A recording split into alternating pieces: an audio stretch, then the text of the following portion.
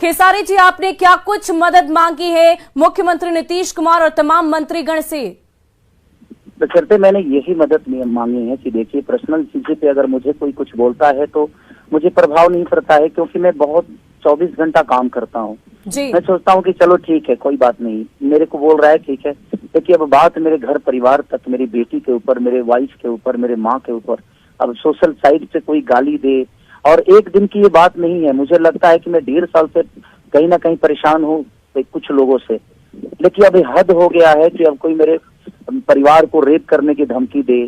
तो मेरे कहने का मतलब कि मुझे ही नहीं, अगर ये इस पे स्टॉप नहीं लगा और इन लोगों को सजा नहीं मिली, तो मुझे लगता है कि बिहार के हर उस नागरिक को ये लोग गाली देते रहेंगे, हर उस सम्मानित व्यक्ति को गाली देते रहेंगे। और मुझे कानून पे भरोसा है, लेकिन अगर कानून कुछ नहीं करता है तो मुझे अपने ऑडियंस पे भरोसा है, मुझे अपने जनता पे भरोसा है, आप जैसे पत्रकारों पे भरोसा है, जो समाज के आईना है। तो मुझे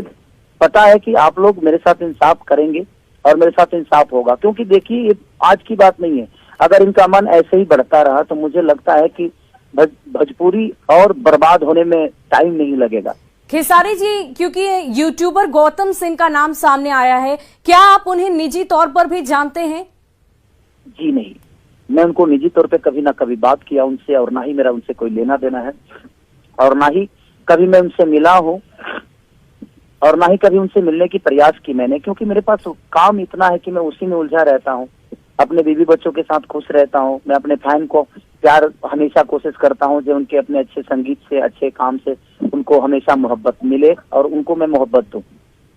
खेसारी जी, अभी अभी आपने मदद मांगी है मुख्यमंत्री जी से, लेकिन हाल फिलहाल में ऐसी कौन सी बात इतनी ज्यादा बढ़ गई कि अब ये सीमा से बाहर की बात हो गई और आपको मुख्यमंत्री से तलब करनी पड़ी? देखिए, मुझे लगता है कि समाज की आईना जो होती है वो पत्रकारिता होती है, एक न्यूज रिपोर्टर होता है और अखबार होता है।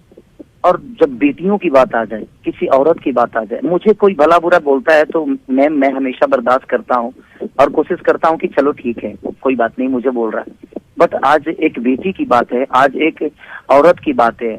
और मुझे लगता है कि अगर नीतीश जी को लगेगा कि नहीं, मैं बिहार का बेटा हूँ और मेरा भी एक सम्मान है, तो शायद अगर मेरी फैमिली को अपना फैमिली समझेंगे तो जरूर शायद इस पे एक्शन लेंगे। अगर 24 घंटे के अंदर कुछ एक्शन नहीं होता है तो फिर मुझे लगता है कि ये चीजें सारी मुझे अपने फैन पे सौंपनी पड़ेगी, और नहीं तो फिर मुझे दूसरा रास्ता यही अपनाना पड़ेगा कि मैं अब धरना पे बैठूंगा, क्योंकि अब इज्जत से बढ़कर कुछ तो है नहीं। जी, मुझे यही लगता है कि मुझे विरोध करने के लिए अब रोड पे उतरना पड़ेगा, तभी ये चीज खत्म हो पाएगी। क्योंकि वो सिर्फ एक को नहीं, मुझे लगता है कि भोजपुरी का हर उस कलाकारों को ऐसे ही टारगेट करके उनकी माँ बहनों की गालियां, किसी लड़की को बेइज्जत कर देना, उनके घर तक पहुंच जाना, और सोशल साइड पे बताइए पूरी दुनिया अगर ये सुनती होगी तो भोजपुरी के बारे में उनका क्या ओपिनियन होता होगा कि भोजपुरी के लोग ऐसे ही होते हैं, इनकी ऐसी मानसिकता है। तो सिर्फ वो मुझे ही